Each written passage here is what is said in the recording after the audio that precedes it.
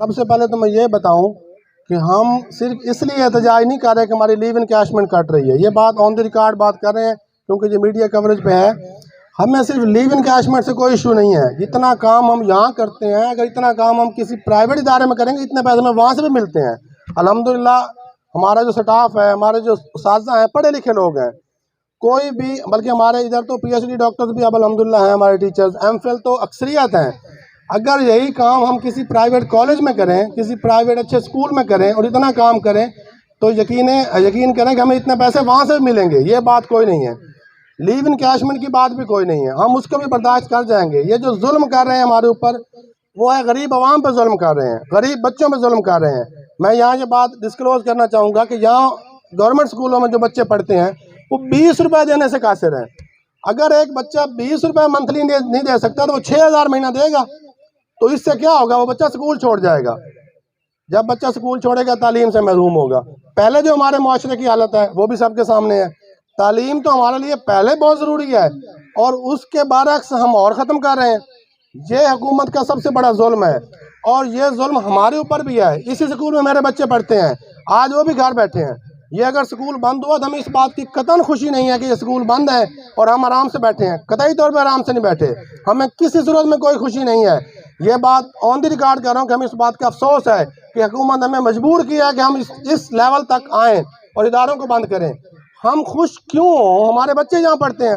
ये बैठे हैं हमारे प्रिंसिपल साहब, मेरे अपने बच्चे हाई स्कूल से पढ़ कर गए हैं, भतीजे भांजे अभी भी कुछ पढ़ रहे हैं, यहाँ पे बच्चे पढ़ रहे हैं। तो हमारे बच्चे अगर गवर्नमेंट स्कूलों में पढ़ रहे हैं तो हमें इन पे एतमाद है तो पढ़ रहे हैं, हम उनको पढ़ाते हैं तो पढ़ रहे हैं।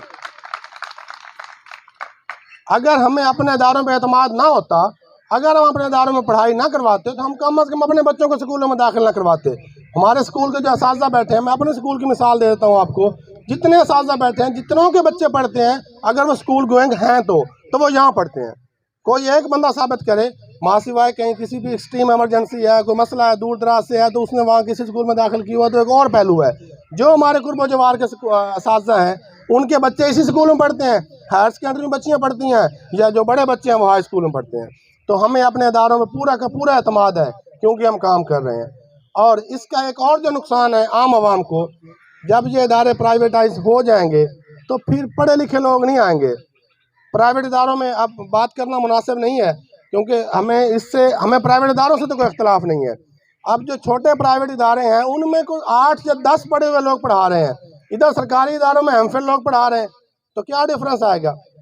ये बात नहीं है। हमारे जो क्वालिफाइड स्टाफ है उनका मेयार तालीम और है और उनका मेयार तालीम और है। अगर कोई बंदा बात करे ग्रेड्स की, तो इस बार मुल्तान बोर्ड को किसने टॉप किया है?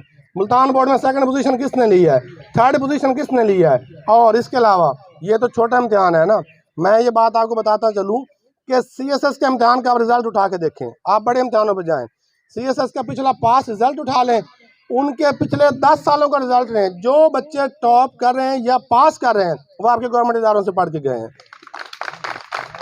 और ये बातें ऑन द रिकॉर्ड हैं कि हमारे वो उठा लें रिजल्ट, आप जितने भी निकले हैं उसमें अल्लाह के लिए उधर से भी आए होते हैं। ये बात नहीं कि उधर से नहीं आए होते। ये सारे इदारे भी बुरे नहीं हैं, हमारा वो भी कौमी असासा है। प्राइवेट इदारे भी हमारे कौमी असासा हैं, वो भी हमारे कुलीग हैं, हमारे मुआशरे का हिस्सा हैं। हम उनको भी कोई क्लेम नहीं करते, उनका अपना बिजनेस है, वो बेहतर कर रहे हैं, ठीक है, करने दें।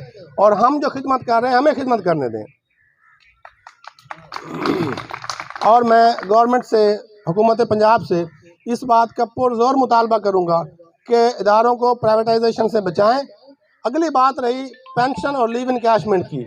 एक बंदा अगर एक कॉमन सेंस की बात है, सारी उम्र एक इदारे को देता है, एक डिपार्टमेंट को देता है, तो जब वो रिटायर होता है वो कोई और काम करेगा, वो किधर जाएगा?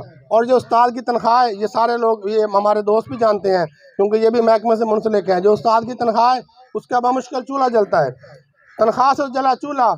जब वो रिटायर हुआ उसने बच्चों की शादियाँ कैसे करनी है? उसने अगर कोई अपना घर बनाना है तो वो कैसे बनाना है? उसने अगर कोई अपनी और सहूलत का इंतज़ाम करना है तो वो कैसे करना है? तो ये हमारे से इनफैक्ट हमारी बुढ़ापे की जो सहूलियात हैं, हमारी जो रिटायरमेंट के बाद की जो सहूलियात हैं, उनको छीना जा रहा है हमसे। और इस चीज़ को हम कतई तौर पे काबिल कबूल बिल्कुल नहीं करेंगे। जहाँ तक जाना पड़ा हम इसके लिए एहतजाज करेंगे और इंशाल्लाह एहतजाज करते रहेंगे। इसके बाद मैं एक गुजारिश अपने असातिज़ा कराम से भी करूँगा, हमारे जो सारे दोस्त बैठे हैं, हमें पुरअज़्म रहना है। हमें अज़म कमज़ोर नहीं करना। मैं आपको ये बात कर रहा हूँ, अगर हम आपके सामने खड़े हैं तो हम सामने हैं और इंशाअल्लाह ताला सामने रहेंगे। खुदा ना खास्ता को बुरा वक्त आया तो भी सामने होंगे, और अगर अच्छा वक्त रहा तो भी इंशाल्लाह सामने होंगे। ये बात कतई तौर पे कोई बंदा ना सोचे कि हम कोई बैक फुट पे खड़े हैं, हम कोई ऐसे ऐसे ऐसे खेल रहे हैं कि तुक्का लग गया तो लग गया, ना लगा तो ना लगा। मैं आपको अपनी थोड़ी सी कारकर्दगी बता देता हूँ ताकि हमारे साज़ा कराम को थोड़ा सा जोश भी आए, जज्बा भी आए। हालत तो हमारी ये है, हम जिस तरह से ये आज दिन क्यों देखने पड़ रहे हैं, ये हमारी बेइज्जती है। यकीन करें हमारी बेइज्जती है। अगर आज ये सारा जिला इकट्ठा होकर डीसी ऑफिस जाके बैठ जाए तो शाम तक मुतालबात मंजूर हो जाएंगे। हमारे साजा निकलते नहीं हैं। ये हमारी बेइज्जती की वजह से हम आज ये दिन हमारे देखने पड़ रहे हैं। अगर सारे लोग जज्बे में आ जाएं, सारे लोग जोश में आ जाएं तो पूरा मुआशरा हम लॉक कर सकते हैं। अगर आज हमारी एक कॉल पे पूरा अब्दुल हकीम लॉकडाउन हो गया है तो क्या हम जिला नहीं कर सकते? हम कर सकते हैं। इसी तरह अब्दुल हकीम वाले अब्दुल हकीम लॉकडाउन करें, कबीर वाले कबीर वाला लॉकडाउन करें, खानेवाल वाले खानेवाल करें, तो शाम तक हुकूमत को समझ आ जाएगी कि कैसे एहतजाज होता है। लेकिन हमारे यहाँ बेइज्जती ऐसी है कि हम लेजी हो गए हैं।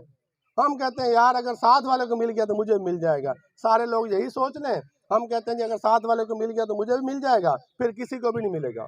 बस क्लियर कट बात है, फिर किसी को भी नहीं मिलेगा। और मैं यहाँ पे अपनी थोड़ी सी कारकर्दगी बता दूँ, जो साझा कराम हमारी बात नहीं सुन रहे है उनके लिए हमारी बात वैल्यूएबल। अगर वो सुन लें तो उनकी मेहरबानी होगी, अगर नहीं सुनना चाहते तो कोई बात नहीं है। मैं आपको अपनी कारकर्दगी यहाँ पे बता दूँ एक यूनियन के हवाले से, पंजाब एजुकेटर एसोसिएशन मरकज़ अब्दुल हकीम के हवाले से, कि जब ये लाहौर में एहतजाज शुरू हुआ है हमने यहाँ से फंड कलेक्शन शुरू की। जितना थोड़ा बहुत कलेक्ट हुआ दैट्स अ सेपरेट पॉइंट, वो भी हमारे पास कैलकुलेशन है। हम लाहौर में 2 लोग हमारे बस पे गए, 4 लोग हम गाड़ी पे गए, 2 लोग हमारे बाद में शाकिर साहब ने भेजे हाई स्कूल अब्दुल हकीम से। तो अब्दुल हकीम के 8 लोगों ने शमूलियत की वहाँ एहतजाज में। तो अब्दुल हकीम एक मरकज़ से 8 लोगों की नुमाइंदगी काफ़ी है। अगर तमाम मराकज़ से 8-8 लोग निकलना शुरू हो जाएँ तो पूरा लाहौर बंद हो सकता है, लेकिन तमाम मराकज़ में ऐसा नहीं हुआ। उसके बाद जब स्कूल बंद होने का वक्त आया, मैं और मार सफदर साहब ने पूरे अब्दुल